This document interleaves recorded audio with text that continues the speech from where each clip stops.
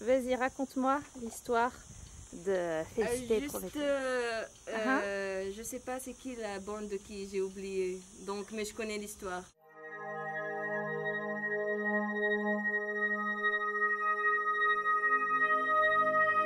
Félicité et Perpétua étaient deux femmes qui ont cru en Jésus-Christ.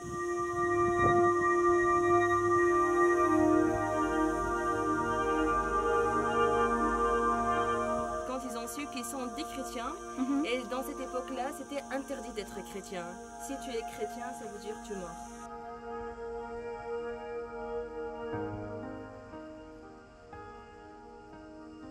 Pour les Carthaginois, si tu es enceinte, donc après le couchement, ils te tuent. Mais avant, non. Elle était emprisonnée ici? Oui, ici, à l'intérieur. Elle a été battue trop, elle a été insultée trop, mais elle n'a pas voulu nier malgré qu'elle était enceinte. Donc après son accouchement, quand elle a mis son bébé, le lendemain, ils ont dit que on va vous tuer tout le monde, tu vois. Et dans cette...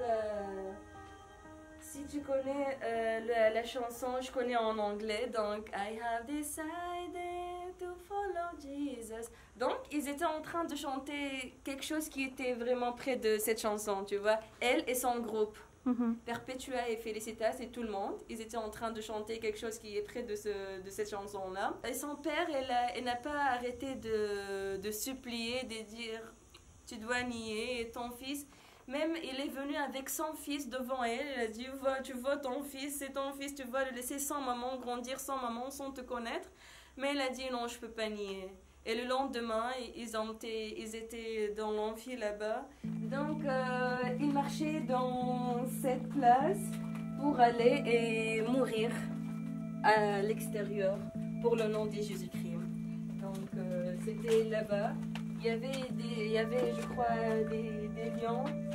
Et il y a des gens qui ont dit qu'il y a même des taureaux.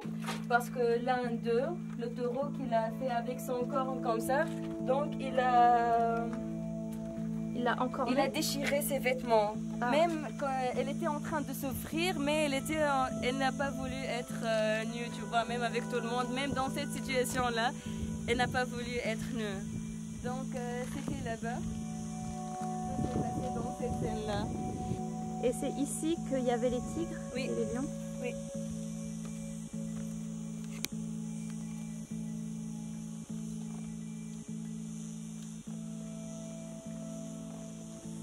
C'était une arène où régulièrement ils jetaient des chrétiens, des prisonniers pour être dévorés. Ouais. C'était interdit d'être chrétien. Tu es chrétien, donc tu dois mourir. Donc c'était pas facile. Les gens ont payé trop pour leur croyance. C'était pas facile du tout. Ils brûlaient les chrétiens et ouais. Donc si tu dois nier ou bien tu dois mourir. Tu acceptes ça ou tu acceptes ça. Il n'y a pas un troisième choix. Donc c'est la preuve que dès le 1er siècle, il y avait des chrétiens en Tunisie. Oui. Et ça a laissé l'église grandir.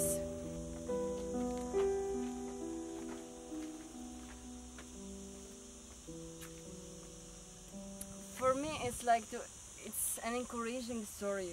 Like my grandfathers were like Christian, and Tunisia were Christian. It was a Christian country. And it was a light for many countries, even for the Mediterranean. So this kind of event was the seed to make grow in the church in Tunisia.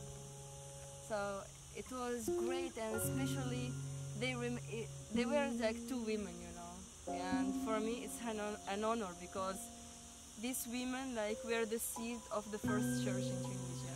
Since the beginning, she decided to follow Jesus. So yeah, it's an amazing story for me as a woman and as a Tunisian.